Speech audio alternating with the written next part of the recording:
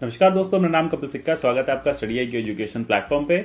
आपने श्यामलाल गुप्ता जी की ये मशहूर पंक्तियां जरूर सुनी होंगी, झंडा ऊंचा रहे हमारा, विजय विश्व तिरंगा प्यारा। तो जैसा कि हम सब जानते हैं, हम सब भारतीय इस झंडे को काफी प्यार करते हैं और इस झंडे की आन बान और शान को बचाए रखने के लिए हम किसी भी हद तक गुजर सकते हैं। यहाँ पे आज इस वीडियो में हम देखेंगे कि इंडिया का जो फ्लैग कोड है वो क्या रूल्स एंड रेगुलेशंस बताता है इस ट्राई कलर को डिस्प्ले करने की। जैसे कि 15 अगस्त आ रहा है, हॉइस्टिंग जो सेरेमनीज हॉइस्टिंग सेरेमनीज वो जगह जगह कंडक्ट की जाएंगी। तो ऐसे में आप भी कई जगह पार्टिसिपेटरी रोल निभाएंगे। तो आपको पता होना चाहिए कि कौन कौन से ऐसे लॉज हैं भारत में जो भारत के इस झंडे की इंपॉर्टेंस को बनाए रखता है और साथ ही साथ इसको एक तरह से प्रोटेक्शन देता है, हॉइस्टिंग के तरीके बताता है और हर वो इंपॉर्टेंट बात बताता है जिसकी वजह से झंडा जो है ये सुरक्षित रहे, सेफ रहे और लोग इसके हॉइस्ट करते समय किसी भी तरह के गलती से भी डिसऑनर इसको ना करे। तो यहाँ पे हम देखेंगे कि कैसे आप एक झंडे को ऑनरेबली हॉइस्ट कर सकते हैं। स्टडी IQ पे आप इन विभिन्न माध्यमों से हमसे जुड़ सकते हैं। मेरे जितने भी वीडियोस आते हैं सबके PDF मैं टेलीग्राम चैनल @कपिल लाइव से डाउनलोड कर सकते हैं। आप मुझे @कपिल सिक्का ट्विटर हैंडल पे भी फॉलो कर सकते हैं। सबसे पहले कुछ फैक्ट्स जान लेते हैं। National flag of India horizontal try colour, हम इसको ट्राई कलर के नाम से भी जानते हैं। 3 इंपॉर्टेंट कलर्स हैं। डीप सैफरन जिसे हम केसरी के नाम से कहते हैं, वो टॉप पे रहता है, देन मिडिल में आपके व्हाइट आता है, देन डार्क ग्रीन जो है वो बॉटम में आता है। और ये तीनों जो स्ट्रिप्स हैं ये एकदम इक्वल प्रोपोर्शन में बनाई जाती हैं। सेंटर जो है, जो कि व्हाइट बैंड है, इसमें एक नेवी ब्लू कलर का व्हील होता है जिसे हम अशोक चक्र के धम्मा से भी रिलेट करते हैं। साथ ही साथ यहाँ पे जो व्हाइट बैंड के अंदर जो व्हील होता है इसमें 24 स्पोक्स जो हैं, यानी 24 जो तारे हैं वो बन होती हैं। तो इस तरह से 24 स्पोक्स का ये बनता है। अगर कुछ हिस्टोरिकल फैक्ट्स की बात करें तो पहली बार कॉन्स्टिट्यूएंट असेंबली ने इसको 22 जुलाई को अडॉप्ट किया था। उसी को हम नेशनल फ्लैग डे के नाम से भी जानते हैं। साथ ही साथ आप देखेंगे कि फर्स्ट नेशनल फ्लैग, ये जो हम नेशनल फ्लैग अभी देखते हैं ऐसा नेशनल फ्लैग नहीं था। इसको कई बार कई तरह से अडॉप्ट किया गया। पहली बार जब नेशनल फ्लैग की बात हुई थी तो 3 हॉरिजॉन्टल स्ट्राइप से बना हुआ था, रेड, येलो और ग्रीन। कहा जाता है कि 7 अगस्त 1906 को वो हॉइस्ट किया गया था कोलकाता में, मॉडर्न डे कोलकाता में। साथ ही साथ 21 में एक फ्रीडम फाइटर पिंगली वेंकैया गांधी जी से मिले और एक प्रपोज किया उन्होंने कि एक नया डिजाइन होना चाहिए जिसमें 2 रेड होने चाहिए और ग्रीन बैंड होना चाहिए। अब रेड बैंड को जब फाइनली अडॉप्ट कर रहे थे हम 31 में कराची सेशन में कांग्रेस के, तो वहां पे हमने रेड बैंड की जगह सैफरन को अप्रूव किया, क्योंकि रेड और जो ग्रीन है वो कुछ कुछ रिलीजियस जो आप कहेंगे इंस्ट्रक्शंस दे रहा था या फिर रिलीजन से रिलेट कर रहा था। तो ऐसा कुछ नहीं चाहते थे। तो जैसे कि आप देख रहे हैं कि फ्लैग अडॉप्शन डे को हमने फिर फाइनली 22 जुलाई को, जब भारत आजाद हो गया होने और भारत आजाद होने वाला था 1947 को, कॉन्स्टिट्यूएंट असेंबली ने हमारी फाइनल जो ट्राई कलर है उसको अप्रूव किया और वो यही ट्राई कलर है जिसको आज हम हॉइस्ट करते हैं। यही एग्जैक्टली वो झंडा है। अब देखो, बात आती है कि ठीक है, हमें इसको हॉइस्ट करना है, हम सब चाहते हैं ये हॉइस्ट हो, ठीक है, हम सब चाहते हैं कि हमेशा विजयी रहे, हमारा जो तिरंगा है वो दुनिया की सबसे ऊंची जगहों पे हमेशा लहराता रहे। लेकिन उसको लहराए रखने के लिए, उन सब चीजों के लिए हमारे पास कुछ एक्ट्स हैं, कुछ लॉज हैं जो कुछ ऑनर को यहाँ पे डिफाइन करते हैं। तो किस तरह से हमें कौन कौन सी प्रैक्टिसेस नहीं करनी होंगी जिससे जाने अनजाने में कुछ त्रुटियां जो है इस हॉइस्टिंग में हो जाए और फ्लैग की एक डिसरिस्पेक्ट यहाँ पे हो। तो सबसे पहले आप देखेंगे कि प्रोविजंस आते हैं, emblem and name prevention of improper use 1950। इससे भी आप हॉइस्टिंग को और ऑनर को मेंटेन रखते हो। और एक तो prevention of insults to national honour act 1971, ये तो एक्सप्लिसिटली बताता है कि कैसे आपको जेल भेजा जा सकता है अगर आप डिसरिस्पेक्ट करते हैं अपने नेशनल फ्लैग की। यहां पे क्लियरली मेंशन है डेफिनेशन में कि किसी भी तरह का डिस्क्रेशन जो है फ्लैग का, मतलब फ्लैग को जलाना, फाड़ना, ये सब अलाउड नहीं है। किसी भी तरह की इंसल्ट अलाउड नहीं है, ना सिर्फ फ्लैग की, किसी भी नेशनल सिंबल की, कॉन्स्टिट्यूशन की, नेशनल एंथम की और इंडियन मैप की। तो इस सबको एक साथ प्रोटेक्ट करता है। इसका सेक्शन 2 जो वो ये कहता है कि अगर कोई भी पर्सन पब्लिक प्लेस में या किसी भी प्लेस में जहां पे पब्लिक व्यू है बर्न करता है, म्यूटिलेट करता है, डिफेस करता है, डिफाइल्स करता है, डिसफिगर करता है, डिस्ट्रॉय करता है और ट्रैम्पल करता है नेशनल फ्लैग को, तो वो कंटेम्प्ट लेके आ रहा है या फिर कंटेम्प्ट भी करता है। अगर वो नेशनल फ्लैग को गाली देता है, नेशनल फ्लैग की इंसल्ट करता है कुछ ऐसे शब्द बोल के, तो यहाँ पे कंटेम्प्ट का चार्ज भी उस पे बनेगा। और वहां पे अगर कंटेम्प्ट प्रूव हो जाता है या कोई भी ऐसा एक्शन और एक्टिविटी प्रूव हो जाती है तो 3 साल तक की सजा और फाइन जो है उस पर्सन को मिलेगी।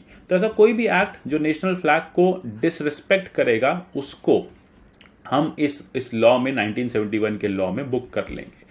जैसे कि आप डिप नहीं कर सकते ट्राई कलर को, ठीक है, किसी और को सैल्यूट करते समय आपको हमेशा उसको हेल्ड हाई रखना है, तभी हम कहते हैं ना झंडा ऊंचा रहे हमारा।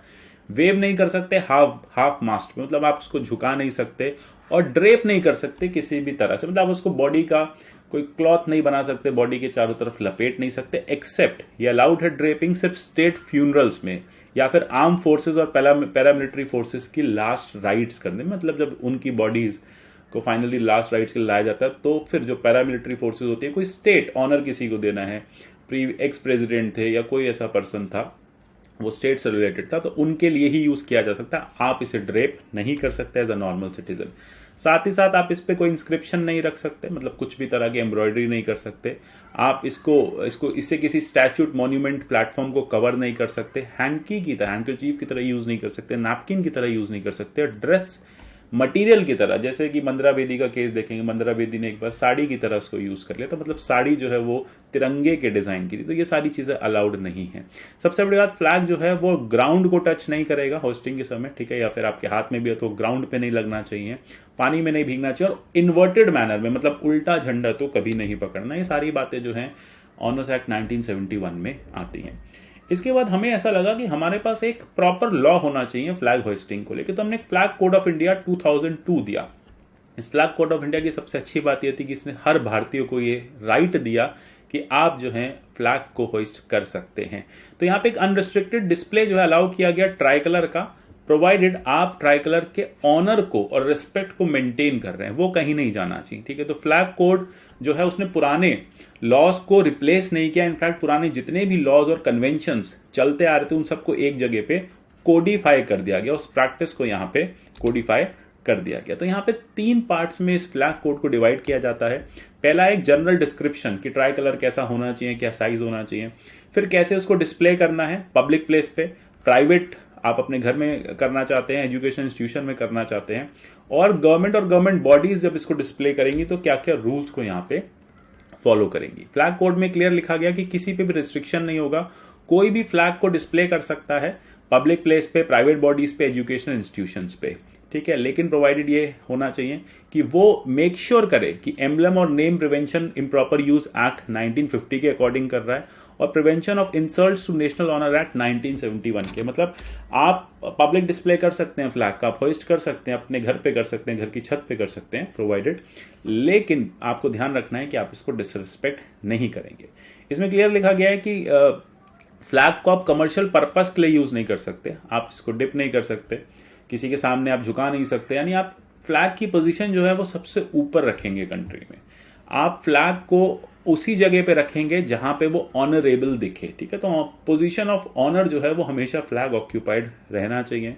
आप किसी भी तरह का डिसशेल्ड डैमेज फ्लैग फ्लाई नहीं कर सकते। ट्राई कलर को आप सिंगल मास्ट हेड, मतलब एक मास्ट हेड पे जिसपे आप झंडा ध्वजरोहण करते हैं, झंडा आप जिसपे लगाते हैं, आप वहां पे 3-4 झंडे एक साथ एक आप मास्ट हेड पे नहीं लगा सकते, ठीक है। तो अलग अलग फ्लैग के साथ क्या आपने अपने रिलीजन का झंडा भी लगा दिया, फिर आपने अपना फ्लैग भी लगा दिया, फिर आपने अपने क्लब का, स्कूल का फ्लैग भी एक ही पोल पे लगा दिया, अलाउड नहीं होगा। साथ ही साथ अगर फ्लैग को आप गार्लैंड कर रहे हैं, फ्लावर्स रख रहे हैं, तो फ्लैग से ऊपर नहीं होना चाहिए, मतलब फ्लैग जो ट्राई कलर जो है वो हाईएस्ट होना चाहिए, सब कुछ उसके नीचे आना चाहिए, ये बात ध्यान रखने वाली बात है। फिर आप फेस्टून की तरह, डेकोरेटिव आइटम की तरह फ्लैग को यूज नहीं कर सकते, ठीक है। आप फ्लैग को लेटेस्ट से फ्लैग खराब हो गया, स्पॉइल हो गया, ठीक है, उसमें सॉइल हो गया, फ्लैग फट गया, आपको उसको डिस्पोज ऑफ करना है। भाई वियर एंड टियर हो गया, खादी से बना था, वियर एंड टियर हो गया, तो आप उसको पब्लिकली आप उसको डिस्ट्रॉय नहीं करेंगे, आप उसको डिस्ट्रॉय प्राइवेट में करेंगे। एक मेथड है कि डिग्निटी जो है वो होनी चाहिए, आप उसे जला सकते हैं, आप उसे दफना सकते हैं, ठीक है। आप उसको किसी और मेथड से, कंसिस्टेंट मेथड होना चाहिए, लेकिन प्राइवेट में आप उसको डिस्पोज ऑफ करेंगे।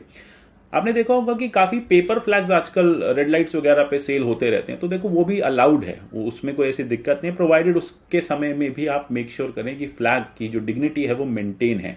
यूजुअली क्या होता है, स्पोर्टिंग इवेंट्स में हम फ्लैग्स खरीदते हैं, ठीक है, पेपर फ्लैग्स खरीदते हैं, जब वो इवेंट खत्म हो जाता है हम सारे फ्लैग्स ऐसे डस्टबिन में फेंक के चले जाते हैं। ये सारी चीजें हमें नहीं करनी चाहिए, बिल्कुल नहीं अच्छा लगता, इनफैक्ट डिसऑनर है, अच्छा क्या नहीं लगता, डिसऑनर है ये।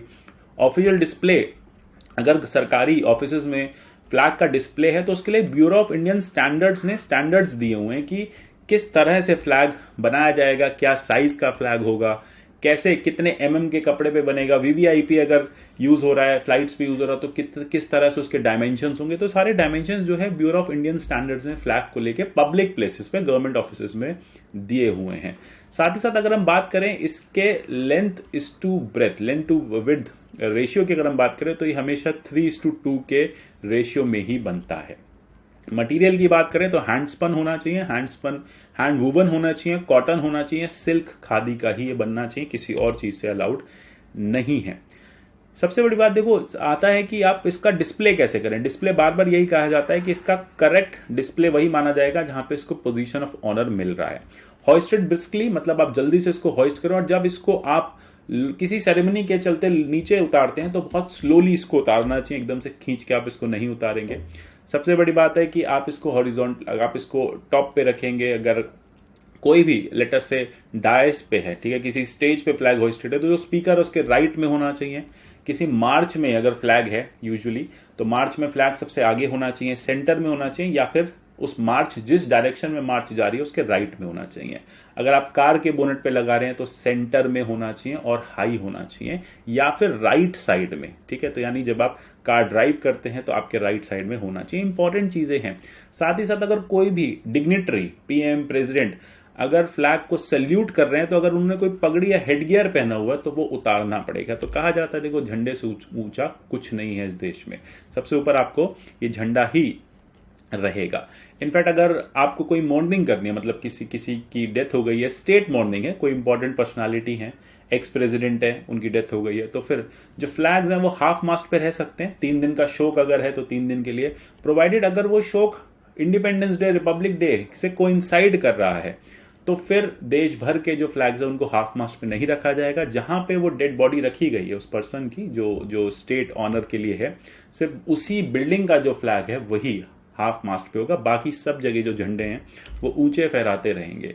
इसके अलावा देखो कई बार इतने सब होने के बाद भी जो एलिज्ड जो फ्लैग कोड है उसके वायलेशंस होते रहे, और वायलेशंस बहुत बड़े बड़े लोगों के थ्रू हैं। अगर हम बात करें यहाँ पे सचिन तेंदुलकर की, मैंने अभी आपको बताया, मंदिरा बेदी, अमिताभ बच्चन, सानिया मिर्जा, ये सब लोग कभी ना कभी भूल चूक में फ्लैग के वायलेशन में बुक किए जा चुके हैं, इन पे कंप्लेंट्स हो चुके हैं। जैसे एक बार सचिन तेंदुलकर ने एक केक कटिंग सेरेमनी की, उसमें केक जो है वो फ्लैग के फॉर्म में था।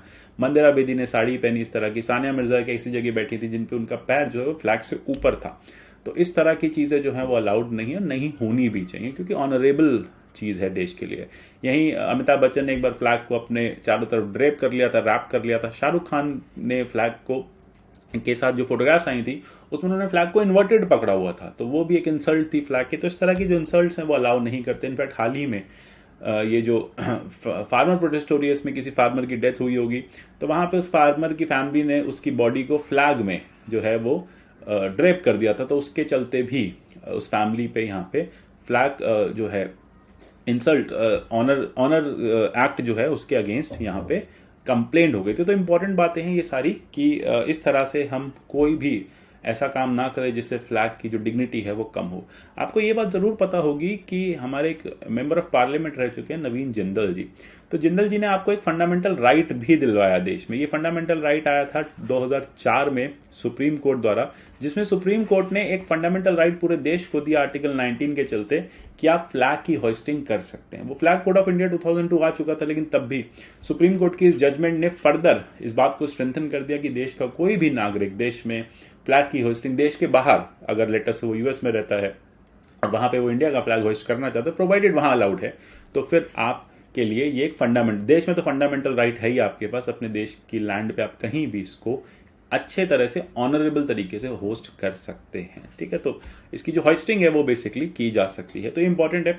अच्छा, साथ ही साथ आप देखेंगे कि नवीन जिंदल ने एक और केस जीता 2013 में भी। उसमें यह कहा कि गवर्नमेंट से उन्होंने एक नोट ली, गवर्नमेंट से परमिशन ली कि आप ट्राई कलर को रात में भी होस्ट कर सकते हैं। तो आप देखेंगे देश में जगह जगह जो ट्राई कलर है वो रात को भी होस्ट किए जाने लगे, प्रोवाइडेड उसमें एक बात ये कही गई है कि वो जिस भी जगह पे होस्ट हो वो सबसे टॉलेस्ट होना चाहिए और वेल लिटेड, इल्यूमिनेटेड होना चाहिए। ऐसा नहीं कि अंधेरे में आपका जो फ्लैग है, इंडिया का जो फ्लैग है वो होस्टेड है, तो वेल लिटेड होना चाहिए। तो इससे क्या होगा, फ्लैग का जो ऑनर है और जो रिगार्ड है वो मेंटेन रहेगा। तो इसी के चलते इन्होंने एक फ्लैग फाउंडेशन ऑफ इंडिया को भी 1994 में इस्टेब्लिश किया था, जिसकी वजह से देश भर में अवेयरनेस चलाई जाती है कि कैसे आपको फ्लैग को होइस्ट करना है। आप सबका एक फंडामेंटल राइट है। 15 अगस्त को आप भी इस फ्लैग को होइस्ट करिए। तो अब आप मुझे कमेंट सेक्शन में बताइए कि कंट्री में टॉलेस्ट फ्लैग जो है वो कहाँ पे होइस्ट किया गया, कौन सा स्टेट, कौन सा कैपिटल ऐसा है, कौन सी सिटी ऐसी है जहां पे टॉलेस्ट फ्लैग जो है कंट्री का होइस्ट किया गया है। इसी के साथ इस वीडियो को खत्म करते हैं, यहीं पे एंड करते हैं। मिलते हैं अगले से किसी सेशन में। तब तक के लिए goodbye, take care, God bless you all, Jai Hind and happy Independence day.